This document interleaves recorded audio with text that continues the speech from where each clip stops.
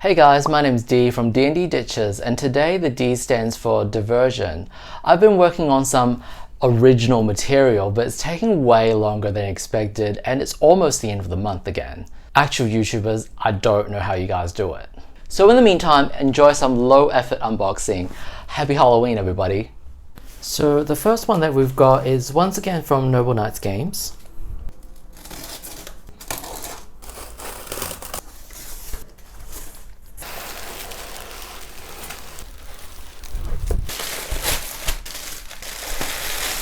There should be a total of 5 items.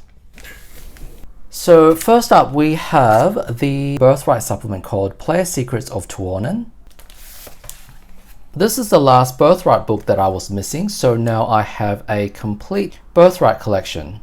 Just like all of the other Player Secrets products, the cover opens up and can be used as a screen for a player or a DM if desired. All of the screens back in 2nd edition were flimsy like this, so I don't recommend that you use it as a screen. On one panel we have the royal bloodline lineage for the regents of Tuornen. Birthright is a setting where you get to play as regents or rulers, the kings and queens. The idea of this being if one of the players wants to be the rulers of Tuornen, you can provide them with a complete history of the royal family, and someone from the most recent generation can be substituted for one of your player characters. For example, we've got Layla Flaertes. Your player could play as her or a character of their own making, obviously within the same family, and you would just substitute her out. This is a map of the domains that's surrounding Tuornen, and this is located on the southern part of the continent. And on the inside, we have a more in-detailed map of the Duchy of Tuornen, and it borders the domain called Rove, which I believe is ruled by the Onshalan Rove Manslayer. So an Onshalan is, think of like a boss monster or a notorious monster from a video game. You know how in Greek mythology, a lot of the monsters would be unique? For example, the Kraken, the Minotaur, or the Medusa. So Onshalan's a bit like that. They are unique monsters. Rove Manslayer, I believe, is an elf, and he has a hatred of humans, and he's been killing humans for generations now, and is essentially a notorious monster that everybody throughout the lands would know. And then we're given a map of the temple and the castle. And this is accompanied with a 32-page booklet, and its purpose is to give you a history of the Duchy of Tuornen, the local flora and fauna, topography, towns, cities, the local authority, religion, the laws. We're given a map of the city of Hayes, the major houses within this domain. If you set your adventure in Tuornen, some of your players could be a noble from an influential house. They can also play as a vassal or retainer, potentially of another player character. So I talked about playing as regents, but in Birthright, a regent does not only refer to a king or a queen or royalty. A regent also refers to someone with influence, which is called holdings. So you could have law holdings, temple, and also magic resources and guilds. So essentially these are in the infrastructure and the other organizations of influence within a domain. And you can use your influence in political maneuvers, which is one of the strong suits of Birthright. You could think of Birthright like the Game of Thrones setting. And then we have the 2nd edition adventure called Wizard's Challenge. So I love Dungeons & Dragons, but Dungeons & Dragons also annoys me because it requires having friends, and I never did have friends when I was younger, and it usually takes about 5 or 6 people to play a game of D&D. So TSR released several adventures that were called Name of Classes Challenge. So there were 8 of these. There was Fighter, Wizard, Cleric, and Thieves, and it would be called that Classes Challenge. And there will be 2 of them. So this is Wizard's Challenge, but they also released Wizard's Challenge 2, and so on for all of the other classes. So there are 8 of these in total. And what these challenge modules are is that they're designed for one-on-one play. So not a solo RPG where you can play by yourself. You still need a dungeon master, but you only need a dungeon master and one single player. So these modules always appealed to me. So I was thinking, well, I know I'm not going to be able to find 4 friends, but if I find one, just one single friend, then maybe I could play D&D. So the cover comes off and it has a hex crawl map, Village of Northbank, which is the town that this adventure takes place in, as well as several locales that's close to Northbank. And there is also a map of the Tower of the Ghost Prince. This is a 32-page book. So as I said, it's designed to be playable with one single player, and in this case, a wizard or a mage of some type. And if you know anything about 2nd edition, you know that mages and wizards have 1d4 hit point at level 1. So you could potentially start the game with one single hit point, although most people that I know that play 2e will let their players have maximum hit points at level 1. Wizards were the butt of the joke back in 2e. There are jokes like wizards could die to a paper cut, or the monster manual had a typical house cat which did 1d4 damage, and there were jokes about wizards getting killed by a kitty cat. And remember, at level 1, wizards only had one casting of a level 1 spell, and technically cantrips were a thing, but it was a level 1 spell, so why would you waste your level 1 spell on a cantrip? So this adventure is for one player character between level 2 to 5. So at least you're able to bring a wizard that has a few more hit points and a few more spell slots. Because remember, 5th level is when you get the level 3 wizard spells, such as Fireball.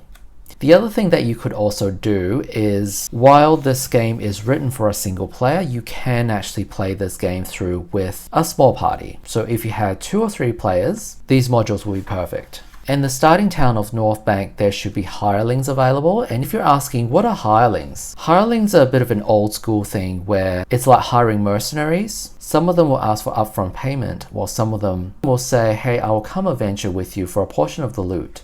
So even with a solo player, you can actually hire maybe a fighter or a cleric that's going to bolster your numbers. And this was also around about the time in 2e where a lot of the modules and settings were encouraging non-combat solutions. Due to the satanic panic and everything, TSR was really trying to convince the parents that this is not a violent game. So a lot of non-combat solutions were encouraged. The idea would be if you overcome the monsters or the situation, you should still get experience points for that, even if you did not defeat the monsters in battle. And I just spoken about in 2nd edition how cantrips are 1st level spells. There is a magic item here called Ring of Cantrips, and it says, while wearing one, a wizard or bard can cast any cantrip type magic as described in the spell's description. The wizard may create 1d4 plus 4 effects per day.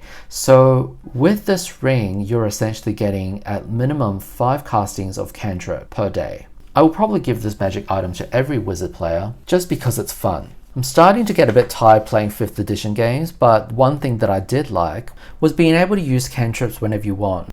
Not so much the damage dealing cantrips, but stuff like Minor Illusion and Prestidigitation. I think those cantrips are quite fun.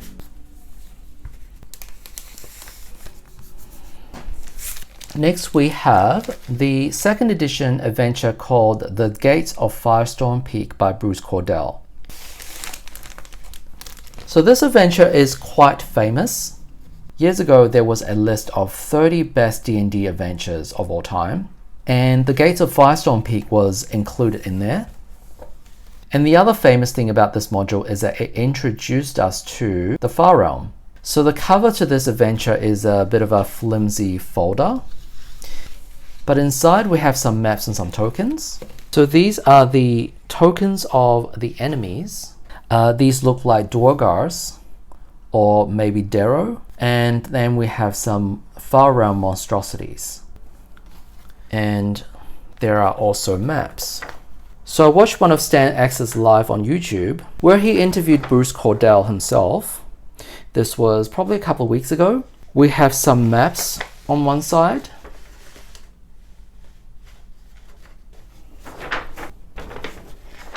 And then a grid on the other side. So during this video, Bruce said that he was asked to write this adventure, The Gates of Firestorm Peak. The title of the book has already been picked. He was given a brief on this adventure, And the point of this adventure was that TSR were trying to promote their players' options line, you can see that on the back, for use with the new rules presented in the 3 players' options books: Combat and Tactics, Skills and Power, and Spells and Magic. So the players' options books, they're also sometimes referred to as 2.5th edition by fans. And I've started reading the books, and it really plays a lot like 3rd edition. And the authors who did Players Options went on to create 3rd edition along with Monty Cook. And pretty much the first chapter of the first book that I read talks about using miniatures in combat and introduced a lot of 3rd edition staples like attacks of opportunity. So that's the reason why we're getting all of these battle grids. So most people I know play 2nd edition with Theatre of Mind. So you can see how the design philosophy is gradually moving towards 3rd edition. And this was released in 1996. The players' options were released in 95, I believe. So this is a 96-page book.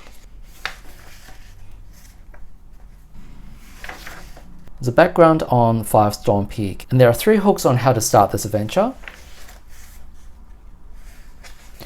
So I look, but I can't see anywhere where it talks about the recommended level ranges for this adventure, but I believe that this adventure is designed for fairly high level characters. And something Bruce Cordell said in his interview was that he didn't think that many players would actually use the players' options rules. So he wrote the adventure using just standard 2nd edition rules, but then he will put the players' options considerations as additional optional rules that you can adopt.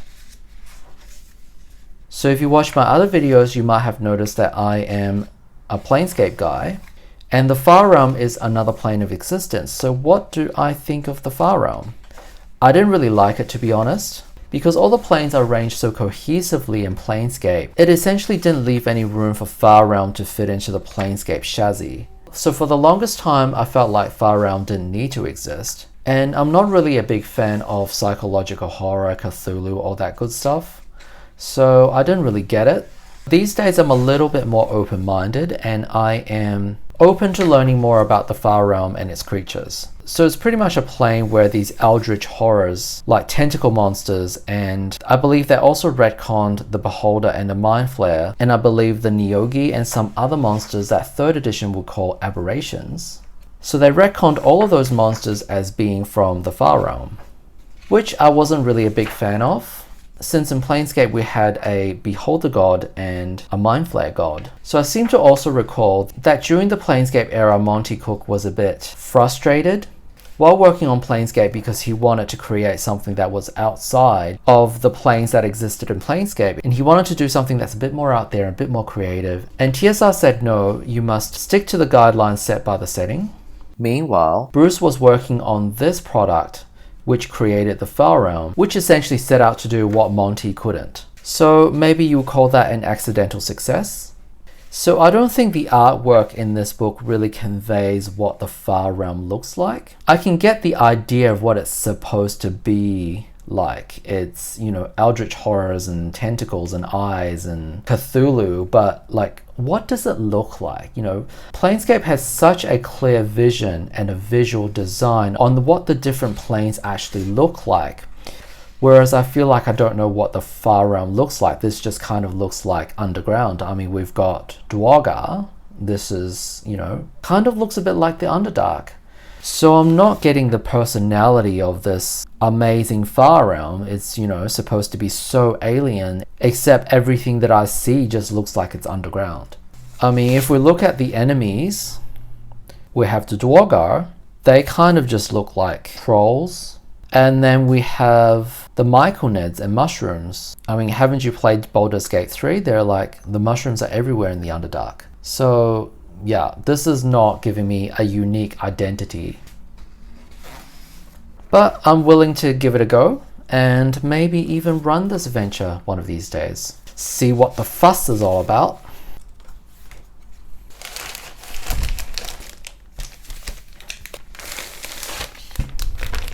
And then we have campaign option, Council of the Wyrms setting. updated and expanded from the original box set. If you watched my unboxing video from last month, and you should, I'll put a link up here for you. I've gone through the original Council of the Wyrms box set, and we looked at all the goodies, and we kind of also talked about what the setting is about. Essentially, it's a setting where you get to play as dragons. As it states on the book, 15 metallic, chromatic, and gem dragons. The premise was that the dragon god Io created these islands for dragons of all types to coexist, and I believe all of this art works pretty much the same as what we looked at last time. So the previous setting box set was released in 1994, and this is released in 1999. This would have been released right before 3rd edition, which came in 2000. So far it seems all of this information is fairly identical. I mean, they might have changed some of the stats, but it's hard to tell without having them side by side to compare. One thing that's for sure though is that a lot of the artwork is missing. There's a significantly fewer artwork in this book. Combat proficiencies, pretty much the same as last time. I would imagine maybe there were new ones that were added. Innate abilities. Spells. I think this piece is also from the previous book. And then Draconic Combat. Section 2 is Dragon Campaign. It goes into Isles, Blood Isles, just like the original box. This piece of artwork's also in the original. The original also came with a lot of goodies like colored art cards and DM's reference guides that were printed on cardboard, colored maps and posters, and it has 3 separate booklets. I remember going through this, which is the council area where the Council of Wyrms rule the other dragons. This piece of art is also there. Seems like so far pretty much everything is identical.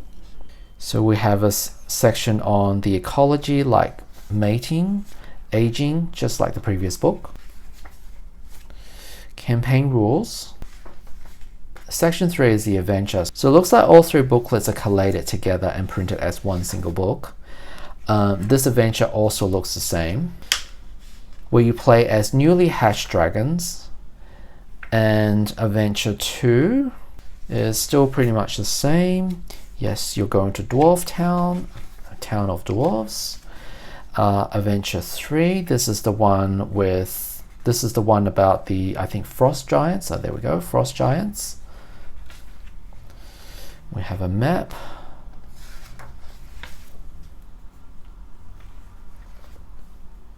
And Adventure 4, which relates to the mayor of Dwarf Town, I believe. So this is new information. This section contains some expanded rules that you might want to add to the Council of Wyrms setting, where it talks about Dragon Slayers. But then I also remember talking about Dragon Slayers and the kits from the previous book. Dragon Sage might be new. Random spell generator for Dragon PCs, saving throws tables, Thaco, all of that was from the previous. I also remember the random encounter tables, and then we have the artwork, which is once again published. I think this piece of map is overall better presented than the previous one, because the previous one had this vertical wall scroll, which went like this, but it was much bigger and in color.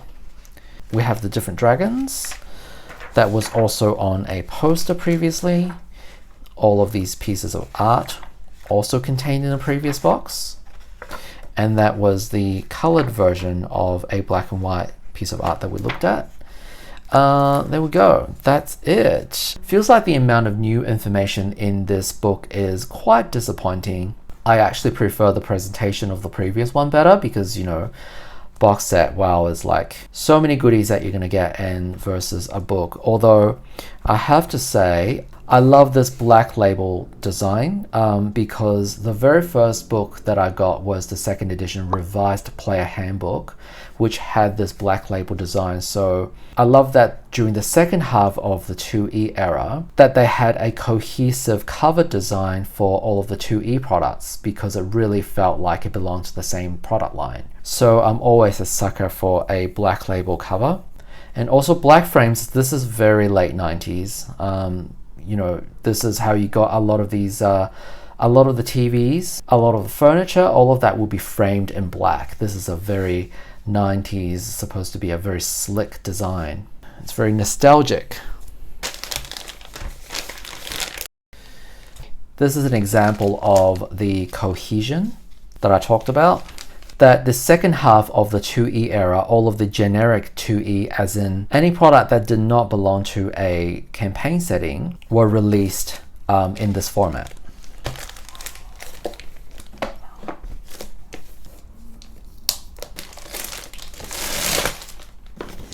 And now we move on to the creme de la creme, Deluxe Premium Adventure Dragon Mountain, which was released in 1993. And the reason why I bought this was I released a video last month where I did the unboxing of Realms, the role-playing art of Tony DiTerlizzi, the artist from Planescape. If you haven't seen it, I'll put a link up here for you. In that video, I talked about his first product for TSR being Dragon Mountain, the adventure. And then I thought, hey, I don't actually own that. Why don't I?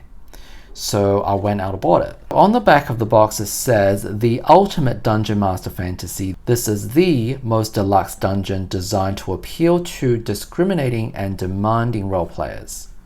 This would be the first of what TSR would consider to be their deluxe premium adventure box sets. After this, they would release Council of Wyrms, what I've just talked about, and you can watch my last month unboxing to have a look at that. They also released Return to the Tomb of Horrors and Rod of Seven Parts, which came in a box set like this. And then for some of the other campaign settings as well, they had, for example, Hellbound the Blood War for Planescape, Requiem the Grim Harvest, Bleak House for Ravenloft. Back in the first half of the 90s, they did a lot of these box sets, which were really good value for money because you get so much of it. It just feels like a really premium product.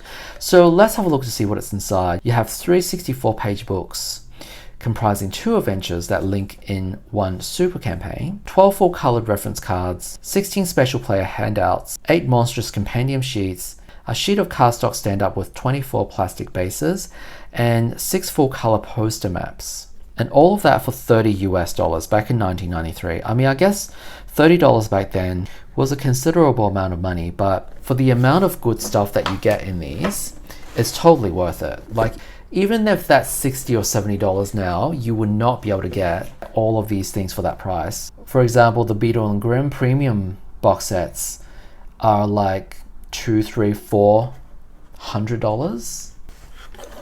Wow, there's a lot in here.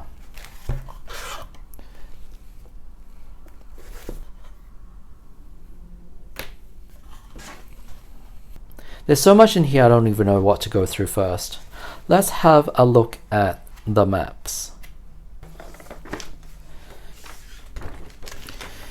And these are some of the maps to the dungeons. They had to draw them really small just to fit the amount of stuff that's on this poster map.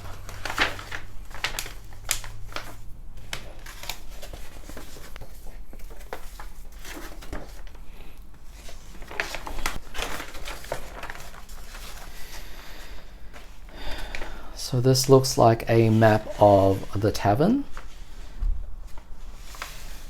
and the market. I forgot to mention one very famous premium box set, and that's called Night Below. A lot of the very famous D&D YouTubers have either played it or talked about it and made videos on it.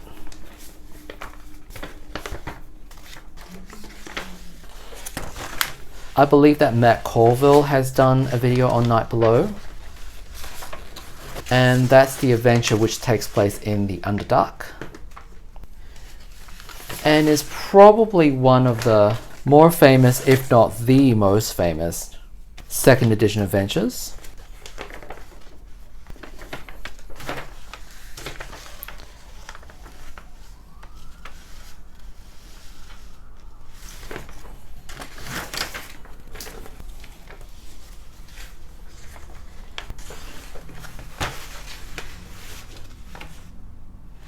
Previously we looked at level 1 and 2, and this is level 3, so this looks like it's also a mega dungeon.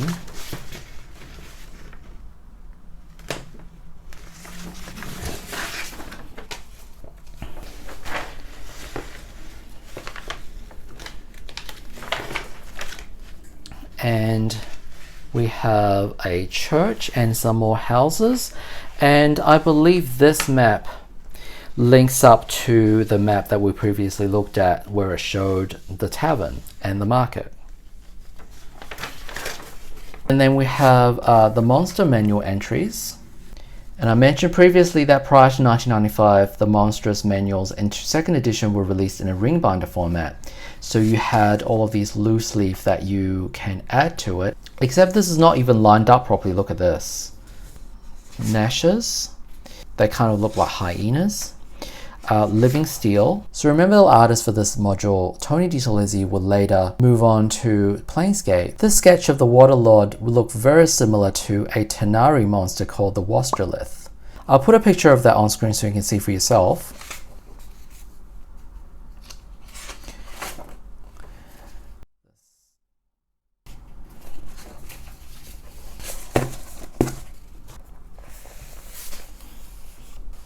And then we have various handouts, which are handwritten letters.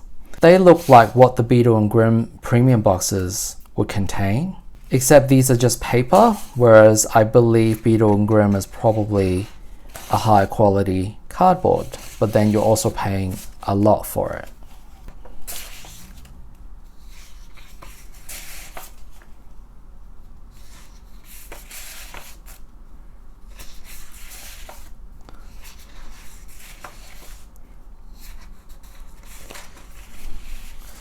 But back in the day, this would be considered premium quality.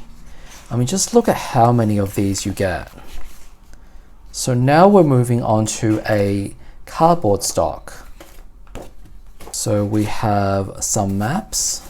So map 5, map 6, map 4, map 3, map 2, map 1C, map 1B, map 1A, the Undermines, Dwarven Burial Chambers, DM map to Dragon Mountain, and then we have the Warriors of Winter, and this is clearly illustrated by Tony DiTerlizzi. You can tell that he's still quite early on in his career. He hasn't quite developed his style to the extent of Planescape.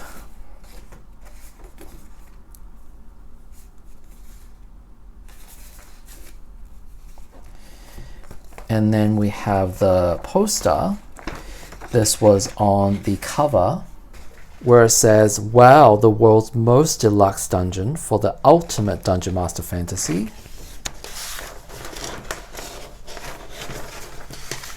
And it has the Red Dragon.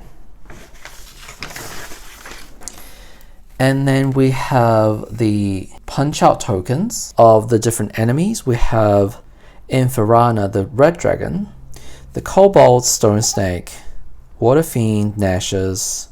So essentially all of the enemies that we just saw in the Monstrous manual. Although I'm thinking that this set might actually be missing a few pages, because we have the Brain Spider, the Earth Weird, the Norin, Dwarven Undead.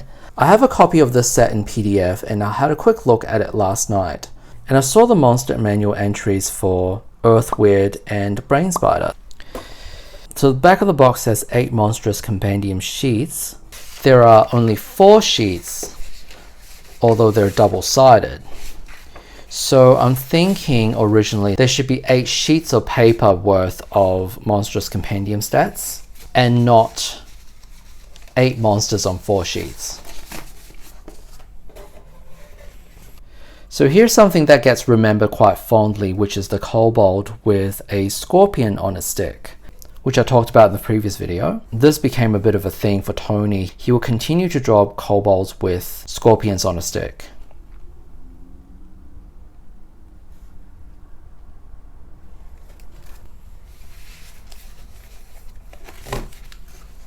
And then we move on to the 3 books. These are all 64 pages. We have a map around the mountain. This is the town which we have the poster maps that we just looked at. So this is a high level adventure designed for 6 to 8 players between 10th and 15th level. And it says you can run it for characters of a lower level, but it recommends no one lower than the 7th level. So there is the Waterlord again. All I can see is the Wastrolith, which is a Tanari, also known as a demon.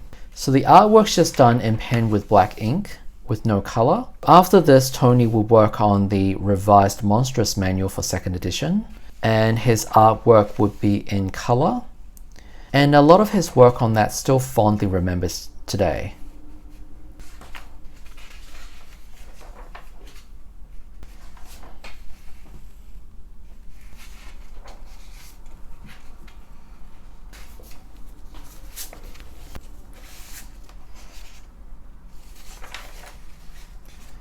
So this book continues the adventure began in book 1, where the PCs have followed a series of interwoven adventures in order to discover the pieces of puzzle that, once put together, has led them to a certain village and the mysterious mountain. In book 2, the PCs enter the lair of the dragon Inferana to seek glory, fame, and treasure.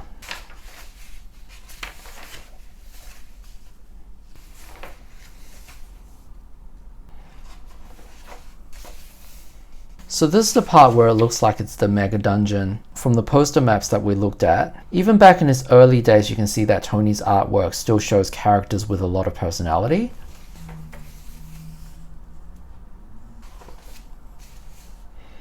So an observation here, kobolds back in 2nd edition looked more like goblins, whereas the kobolds these days are depicted like lizards. So I was a bit confused when I started playing 5e, and the other players would refer to the kobolds as the lizard people, and I was getting very confused. And in Japanese media, kobolds tend to be depicted as dog-like.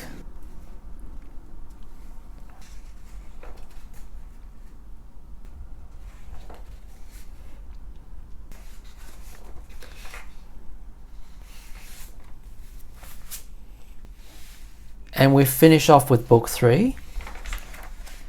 And this is continued from book 2. I kind of don't understand why they would want to divide this into 3 books, when book 2 just directly leads into book 3. They could have just done 2 separate books, with books 2 and 3 being combined, but probably something to do with the logistics with creation of the books.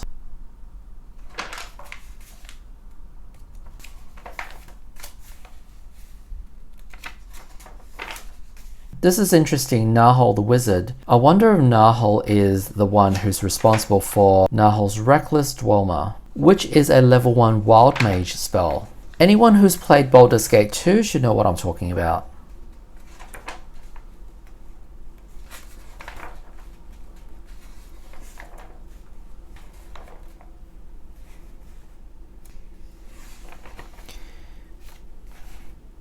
And we finally have the dragon, which is encountered at the end of the adventure, because of course it is. And that concludes the adventure. This is a campaign which consists of 3 booklets, so it seems to be quite a lengthy game. And one last thing is this. I'm not exactly sure what this is. I recall this also came in the Spelljammer campaign setting box set. So reading on the back, for use with miniatures or the included cardstock figures, I think what they are is that you punch out the cards and these are the standees.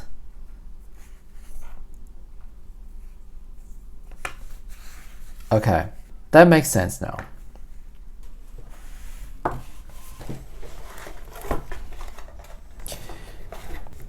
So that is Dragon Mountain. A bit annoyed with Noble Knights Games selling me a box set that's marked as complete that is not complete, but what do you do?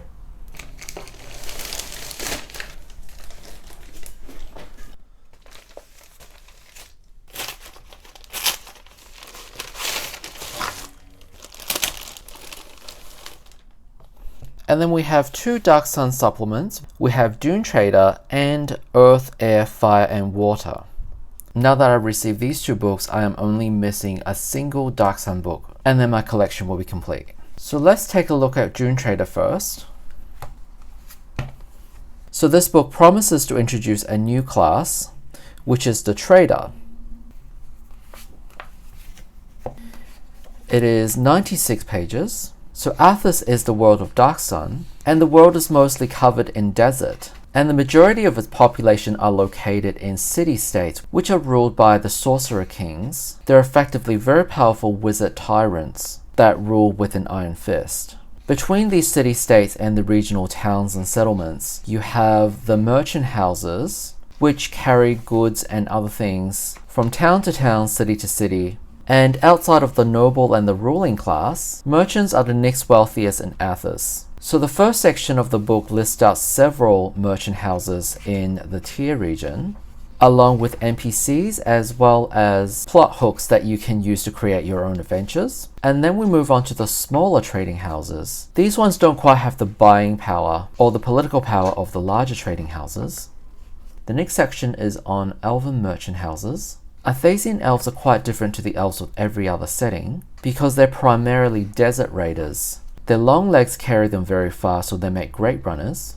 And since most of the Sorcerer Kings are humans, elves do not swear allegiance to them. So a lot of the times they operate outside the law. One commodity that elven merchants specialize in are magic spell components, because most arcane magic literally destroys the land, and that's the reason why most of Athos is covered in desert. Hence most arcane magic is despised if not outlawed, the exceptions being the Sorcerer King themselves and their Templars, which are essentially servants that worship the Sorcerer Kings and receive and return magical powers, similar to the concept of a 5e Warlock. So this is the section which outlines the Trader class. So the ability requirements are Intelligence 10, Wisdom 15, and Charisma 12, with Wisdom and Charisma as the prime requisites, and the class is open to humans, elves, and half-elves. And stated here that traders gain experience and hit points as described under rogues. So rogues get a d6 in 2e. They use the rogue's Theckel progression, which is the second worst, only better than wizards. But they also use the rogue's experience table, which has the fastest progression, so they tend to outpace the other classes. They have no restrictions to weapon or armor, but any armor heavier than leather prevents them from using any thieving abilities. So in Athos, metal is extremely rare, and metal armor carries hefty penalties, as your playable character can overheat while wearing metal, so most characters don't use metal armor anyway. Once a trader reaches 10th level, he begins attracting agents. Agents are individuals of exceptional abilities. We have a table to roll on for the type of special agents, as well as their race and class. They have access to all of the normal thief abilities given by the player's handbook. Each time they level up, they get 20 points to distribute. So it seems like they have most of the class abilities of thieves. On top of that, they get poisons, gains an extra language per 3 levels of experience, and has the natural ability to fast talk, which seems to act like a persuasion skill. They have access to all the proficiencies available to rogues, as well as warriors. And they can also take the intimidation non-weapon proficiency, which is another one of these talk skills. So it seems like that they're just a better version of the thief, as the only thing that thieves have that traders don't is backstab. But outside of that, they just seem to be a thief on steroids. But I guess for Darksun that's kind of fitting, as we already have the Gladiator class, which is like fighter on steroids. The last part of the book gives you some recommendations on making a trader campaign, and then we have a map of the Tablelands region, on the different cities and the type of goods that they export and import, and that also includes slaves. And then we have some stats for the caravans as deployed by the different merchant houses. And then we also have a section on the elven markets, including a visual, which is nice.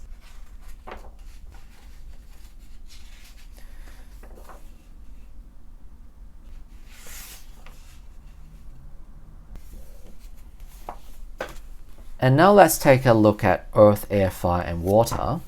Darksun released several supplements which covers the different classes. We had the Will and the Way, which covers Psionicists. We had Defilers and Preservers, which are the Arcane Casters. And Earth, Air, Fire, and Water refers to the Priests.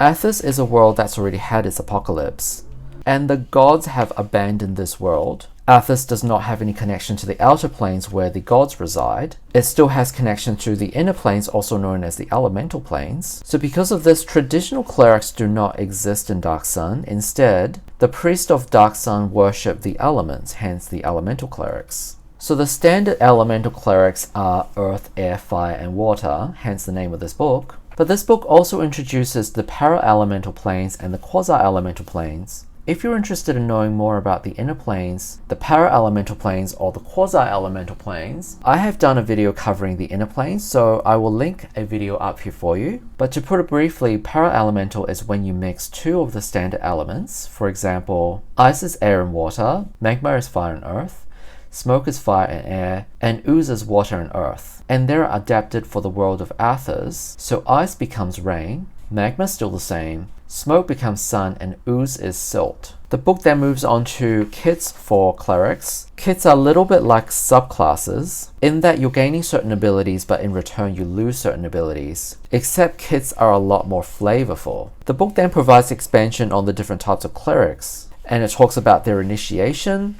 their powers, weapons and armor, and how they fit into the Athasian society. And chapter 3 is when we get the para-elemental clerics. So we have the silt clerics, the sun clerics, magma clerics, and rain clerics. And chapter 4 we go into druids. You might be asking, hey Ditch, if the clerics worship elements, doesn't that make them druids? And if that's the case, what do druids worship? So druids have something called a guarded land. And this is a patch of land of a certain terrain that they regard as sacred. For example, they may choose to be the guardian of an oasis, or a volcano, or valleys and grottos. And that's where they receive their powers from. That was a surprisingly short section on druids compared to the clerics. Now we move on to the Templars. And as I stated earlier, the Templars worship the Sorcerer King, and in return they receive powers, as the Sorcerer Kings are so powerful that they're able to essentially grant warlock spells, more or less. We then move on to the shrines, which are locations on Athos where a shrine to a particular element has been erected. So we had the Earth Shrine, the Air Shrine, the Water and the Fire Shrine, along with some NPCs. And then the para-elemental shrines, silt, sun, magma, and of course magma is on the inside of a volcano, and the rain shrine, which is a giant tree, and there are bodies hanging from the tree which are defilers and trespassers. Defilers are wizards which use the land to power their magic, hence destroys the land. And then the book goes on to advanced beings and adventures in the inner planes. As I stated previously, Athos does not have connections to the outer planes, but it is connected to the inner planes, so it is possible for someone from Athos to travel to Planescape, for example. We have some new priest spells. In my Planescape game, I had a Defiler from Athos as one of the villains. So if you're on Athos and you manage to get into an inner plane and survive, that's one way that you can get out of the horrible hellhole that is Athos.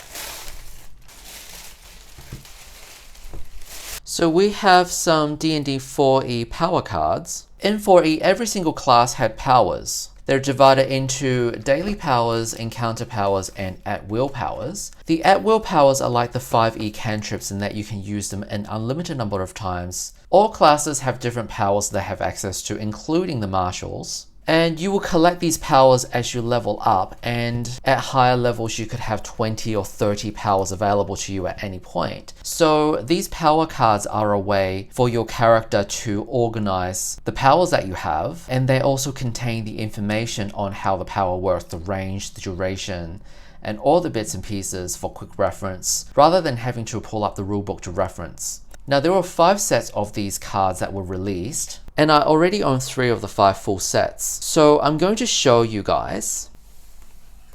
So this is the first set, which is the Player's Handbook. It is still sealed, but it contains 8 separate packs, which represents the 8 different classes which were introduced in the Player's Handbook. You can see from the side that there are 4 packs deep, and the box itself is 2 packs wide. So the classes that are contained in this pack are Fighter, Paladin, Ranger, Rogue, Warlock, Warlord, Cleric, and Wizard.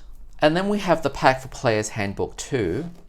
Now this one has been opened, And if I was to open this, you'll also see that there are 8 packs contained in this box. So we have Bard, Avenger, Sorcerer Invoker, Shaman, Warden, Barbarian, and Druid. The only pack that has been opened is the Invoker, so we can open up this and show you what's inside. And the third pack that I have is the Martial Power. In the Martial Power box, there's only 4 unique packs of cards. We've got Fighter, Warlord, Rogue, and Ranger. So the other 2 boxes that I don't own, first box that I don't own is called Divine Power, which has 4 unique packs, which the Cleric and Invoker cards come from. The other 2 classes that's contained in this pack are the Avenger and Paladin. So I have 2 of the 4, and I'll just need to find the Avenger and the Paladin pack to get a full set. And the final box that I don't own is actually called Arcane Power. And there are 6 unique packs in that box. So 5 of them are marked as Arcane Power, and they are the Sword Mage, Bard, Sorcerer, Warlock, and Wizard. And the 6th unique pack that's contained within this Arcane Power box is actually called Forgotten Realms Sword Mage. So the Arcane Power box actually contained 2 unique packs for the Sword Mage, and I have 2 of the 6. And these cards are not that rare because 4E is 1, still fairly recent, and 2, it wasn't very popular, so it wasn't very well sought after. So we'll open up this Invoker pack and show you what's inside.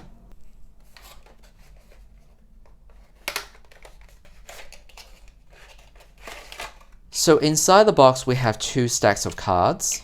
This one on the left is still sealed, but this one on the right has been opened. So the powers in 4th edition are color-coded, and they're consistent with the books as well. So the reds are encounter powers, so you can use them once per encounter. Greens are at-will powers, they're like 5E cantrips, and you can use them as many times as you want. And the grey or the black are daily powers, so you can use them once per day. So these are all the powers that the Invoker class had access to from the Player's Handbook 2. And then we have a second stack here as well. So that's a lot of powers to choose from. And you typically don't get all of these because generally what happens is that when you reach a level where you get to pick a power, you generally got to pick one between several. You won't actually have all of these powers available to you. So the idea would be that you just take out whichever power that your character has picked and you leave them on your table or in your hand, and they serve as quick reference guides for the power in combat. So you see that I have 2 packs of the Invoker cards, but they come from 2 separate books. This is from Player's Handbook 2, and this is from Divine Power. Divine Power was the name of a splat book which came after the Player's Handbook 2, which introduced new powers, new feats, and new other things. And the same idea with the Sword Mage. So these 2 packs should contain different cards. And these boxes are designed this way because they're intended as display boxes, as you would typically see with card-based games like Magic the Gathering or whatever. So they would just prop this up, and then you'll have a display for the cards that you're selling. Let's move on to the next one. This envelope was damaged on the way here in transit. So hopefully there are no damages for the goods inside.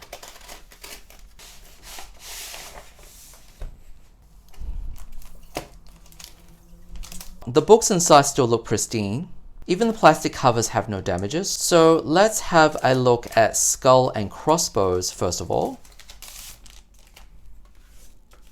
Skull and Crossbows is a Spelljammer adventure, and is an adventure designed for a party between 4 to 6 characters for levels 6 to 10. So this was the second Spelljammer adventure that was released. The first one was called Realmspace, which I previously covered in my unboxing videos. For Skull and Crossbows, it comes with a detachable 3-panel cover. On the inside, we have a floor plan of the Monarch Armada ship, a map of the Bar Sinister and the Outpost, and an NPC summary table with their stats at a glance. And on the other side of the cover is a monster summary table with their stats at a glance. And then on the poster, we have more ships, which are the Wasp, Leaf Ship and Thorn Ship, the Nyogi Mind Spider, and the Drucker. But then on the other side, we have the Hammer Ship, the Squid Ship, the Dragonflight, and everybody's favorite, the Nautiloid. And this is a one-sided poster. The adventure is 64 pages. So I don't know much about this adventure. Mind Flayers are also part of Spelljammer, and there's a bit more nuance to them, and they're not always the villains. The Drakkar are the Viking-style Spelljammer ships.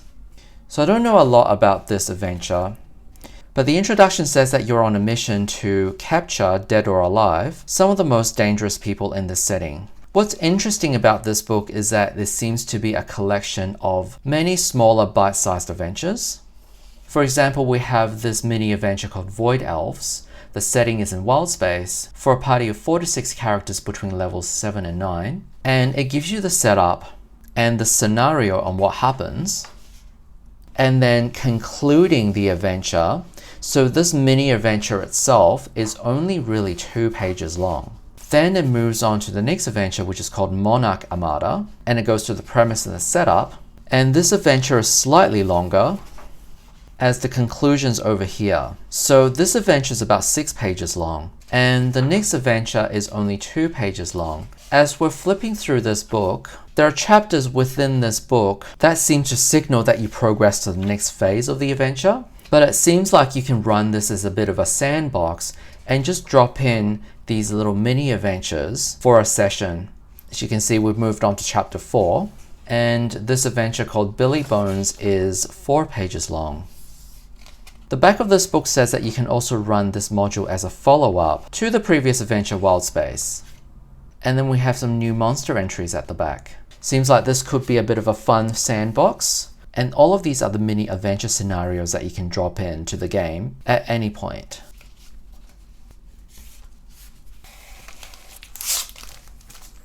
And we can move on to the next one called Crystal Spheres.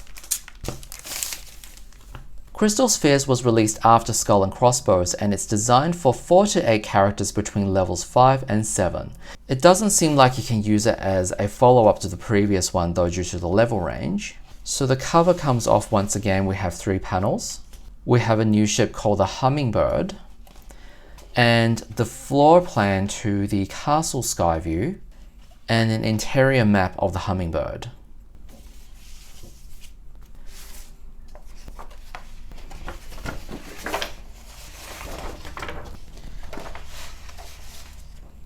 And this is a fold-out poster where it says comparative size of spacefaring vessels. I'm pretty sure I've seen something like this in the original Spelljammer box or one of its expansion boxes.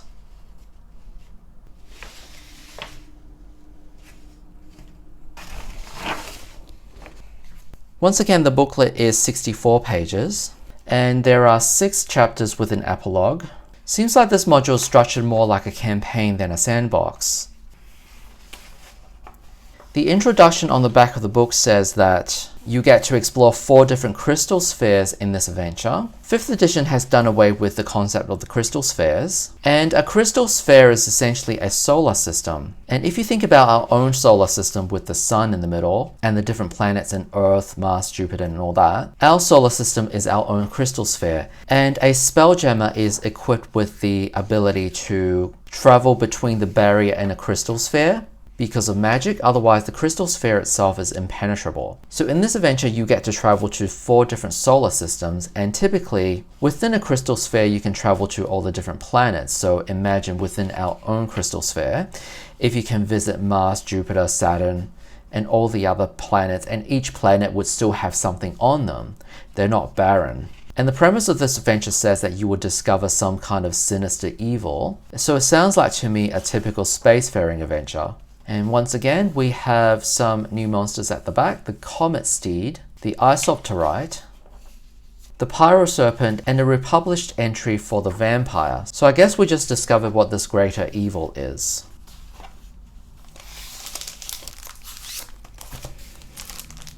And finally, we have the Spelljammer supplement called Realmspace. So I just described the concept of the crystal sphere. The Spelljammer line released 3 supplements on 3 different crystal spheres. So this is called Realmspace, which is the crystal sphere that Forgotten Realms, Faerun, is located on. A few months ago I looked at Realmspace, which is the crystal sphere that the Dragonlance world is located in. And there's another one called Greyspace, which is the one that Greyhawk is located in, which I don't have that book yet. When I get Greyspace, it'll be part of my unboxing video, so make sure you subscribe for that. And this is a map of Realmspace. As you can see, we have the Forgotten Realms solar system. So Tuornen is the third planet from the Sun.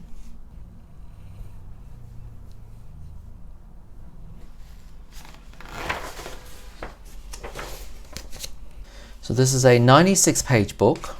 So this book is structured in a similar way as Realmspace, which starts with the sun of the solar system, and there are 8 planets, and I think the sphere is just the edge of where the crystal sphere lies. So the first planet is called Anadia, and it gives you the distance from each of the other planets. So it gives you a rundown of the local flora, fauna, any trade, any prominent land features, and some NPCs. The second planet is called Collier, and the same kind of information, and then it moves on to Tuornen.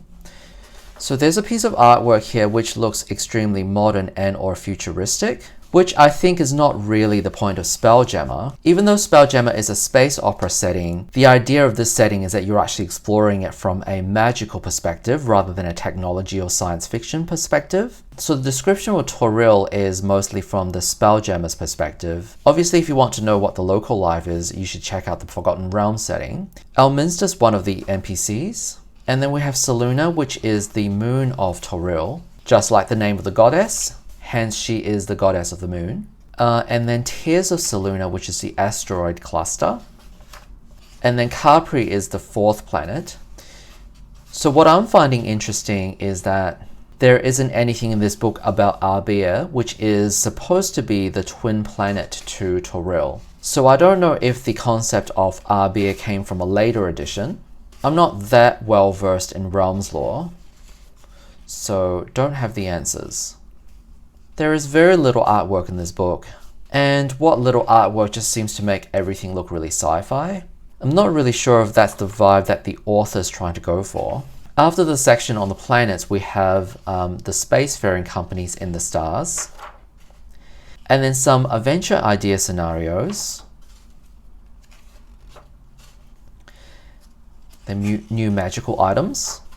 There's a rod of blind walking. This rod is used by many blind people so that they can live a more comfortable life without having to trip over random items and roadways. So essentially it gives blind people the ability to perceive their surroundings. However, I think a ring would be more appropriate. Or maybe they're trying to go for a walking stick kind of theme. So it goes into the religions, and these gods are the same as the ones from Forgotten Realms. And then some new monster entries.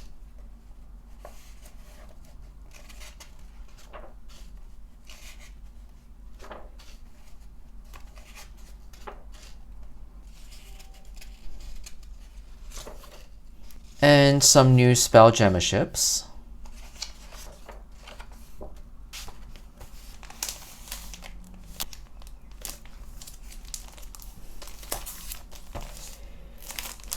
Hey, thanks for watching. Remember to like and subscribe, and let me know down in the comments what you thought.